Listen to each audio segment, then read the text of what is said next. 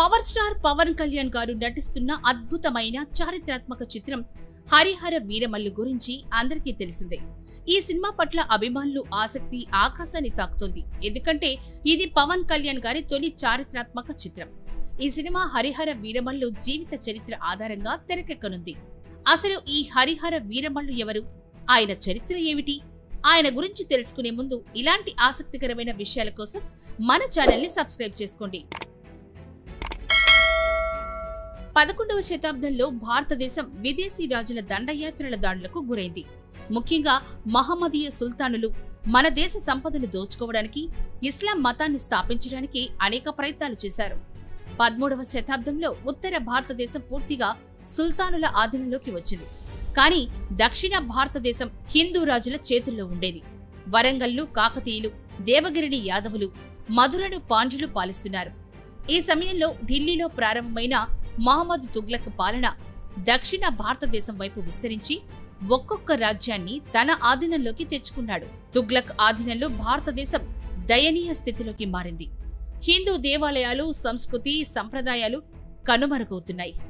అదే శతాబ్దంలో కాకతీయ చక్రవర్తి ప్రతాపరుద్రుడి దగ్గర హరిహర మరియు అతని సోదరుడు బుక్క కోశాధికారులుగా పనిచేస్తున్నారు.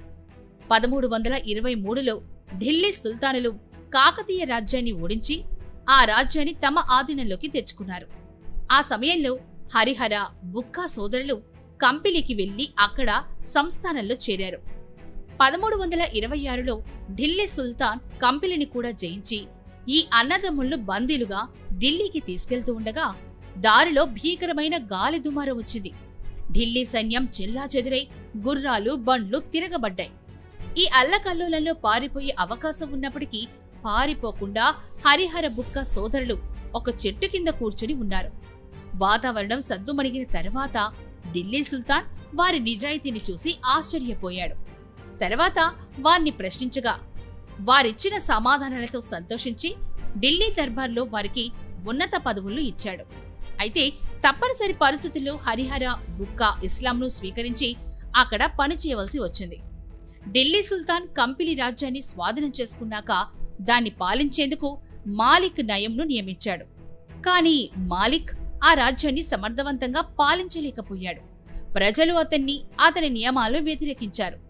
రాజ్యం చేజారిపోకుండా ఉండేందుకు సుల్తాన్ హరిహర, బుక్కా సోదరులను కంపిలి రాజ్యాన్ని అదుపు చేయడానికి పంపించాడు. అవకాశం కోసం ఎదురు చూస్తూ ఉన్న ఈ ఇద్దరు అన్నదమ్ములు కంపిలికి చేరుకొని రాజ్యాన్ని అదుపులోకి తీసుకుని చివరకు దాన్ని తమ సొంతం చేసుకున్నారు.